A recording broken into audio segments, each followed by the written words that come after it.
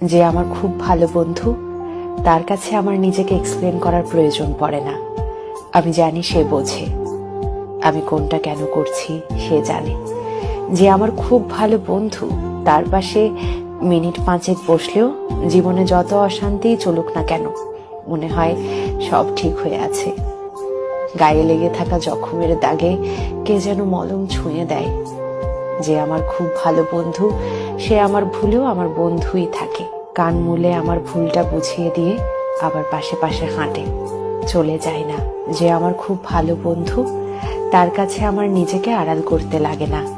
আমার অক্ষমতা, আমার দুর্বলতা, আমার বোকামো, আমার পাকামো, আমার ভয়, আমার পরাজয় সে সব জানে। আমি যেমন ঠিক তেমন ভাবে সে আমাকে চেনে এবং জাজ করে না, মেনে নেয়। মেনে নিয়েও ততটাই ভালোবাসে।